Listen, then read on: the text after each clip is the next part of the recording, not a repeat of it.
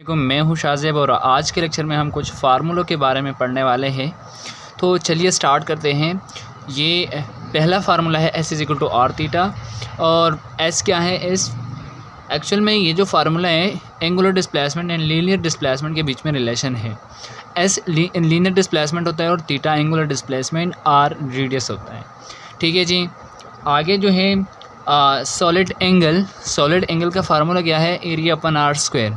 Solid angle आपको पता है कि जब 3 डायमेंशनल हम मेजर करते हैं, 3 डायमेंशनल के अंदर मीन वहाँ कोई स्पेयर भी हो सकता है, मतलब वहाँ 3 डायमेंशन का होना है।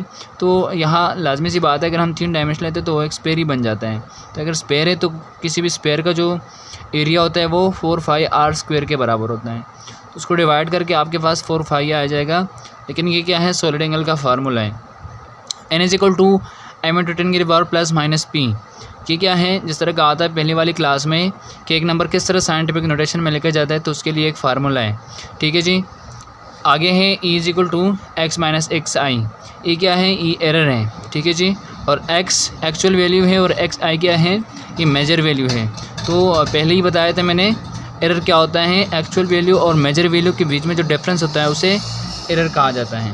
जो आगे का फार्मूला है delta x nearly equal to plus minus e. जो सिंबल है ये क्लियरली इक्वल नहीं है बल्कि नियरली इक्वल का मतलब कि जस्ट इक्वल बराबर नहीं है लेकिन करीब करीब है। ठीक है जी। तो ये क्या है, ये अनसर्टेनिटी है किसी भी मेजरमेंट में। डेल्टा x क्या है, अनसर्टेनिटी है। ये नियरली बराबर किसका होता है, एरर के बराबर। अब बात ये आ रही कि एरर और डेल्टा x बराबर है, नहीं बिल्कुल बराबर नहीं है बल्कि एक दूसरे के करीब हैं। ठीक है जी। Precision is inversely proportional to error. ठीक है जी।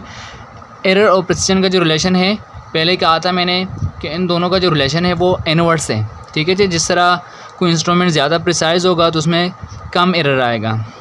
अब आगे है रिलेटिव एरर। रिलेटिव एरर क्या होता है, ये एरर और मेजर वैल्यू का रेशो होता है। फ़र्ज़ करें हमने कोई मेजरमेंट लिया है और उसमें जो इतना एरर आया होगा वो एरर मेजर वैल्यू के साथ डिवाइड करके जो हमें मिलेगा उसे रिलेटिव एरर कहा जाता है। ठीक है जी। या उसे फ्रैक्शनल एरर भी कहा जा सकता है। आगे है एब्सोल्यूट अनसर्टेनिटी। अगर आपको समझ में नहीं आ रहा तो पहले वाली क्लास में समझाया था मैंने, एक पूरा प्लेलिस्ट है वहाँ से आप देख लीजिए। तो एब्सोल्यूट अनसर्टेनिटी जो है ये किसके बराबर होता है, प्लस माइनस लीस्ट काउंट के। ठीक है जी। एब्सोल्यूट अनसर्टेनिटी जो है प्लस माइनस लीस्ट काउंट के बराबर होता है। तो लीस्ट काउंट क्या है ये भी समझाया था मैंने कि किसी इंस्ट्रूमेंट का जो कम से कम पैमाइश होता है। जिस तरह अगर कोई इंस्ट्रूमेंट है वो 0.01 मिलीमीटर तक पैमाइश कर सकता है, इससे कम नहीं कर सकता। तो इसका मतलब कि उसी इंस्ट्रूमेंट का जो लीस्ट काउंट है वो क्या है, 0.01 मिलीमीटर है। ठीक है जी। तो एब्सोल्यूट अनसर्टेनिटी किसके बराबर होती है, प्लस माइनस लीस्ट काउंट। मतलब एब्सोल्यूट अनसर्टेनिटी ये प्लस में भी हो सकता है और माइनस में भी हो सकता है।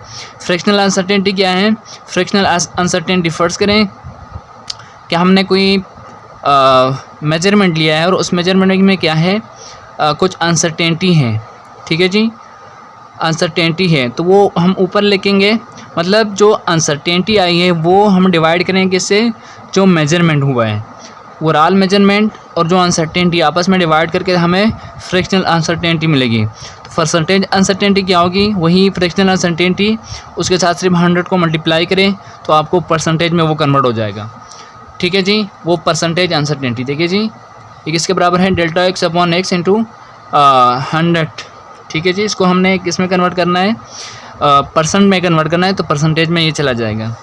अब देखिए अनसर्टेनिटी इन टाइम पीरियड। ठीक है जी, टाइम पीरियड है। तो अनसर्टेनिटी जब हम टाइम पीरियड में फाइंड करते हैं तो वो least count upon number of vibration. ठीक है जी, नंबर ऑफ वाइब्रेशन। और ये नंबर ऑफ वाइब्रेशन जो है एक्चुअल में क्या है, ये एक्चुअल में फ्रीक्वेंसी होती है। ठीक है जी। नंबर ऑफ वाइब्रेशन क्या है, फ्रीक्वेंसी है। तो फ्रीक्वेंसी और ऊपर क्या है, लीस्ट काउंट है। टाइम पीरियड जो होता है सिंपल पेंडुलम का, ये जो फार्मूला है ये किस लिए है, ये सिंपल पेंडुलम के लिए है। ठीक है जी। सिंपल पेंडुलम, जब हम सिंपल पेंडुलम का टाइम पीरियड निकालते हैं तो उसके लिए हम ये फार्मूला यूज़ करेंगे। तो उम्मीद करता हूँ यहाँ तक ये चीज़ें समझ में आई होगी। ये जो क्लास थी हमारी ये आगे के क्लास में काम आने वाली है।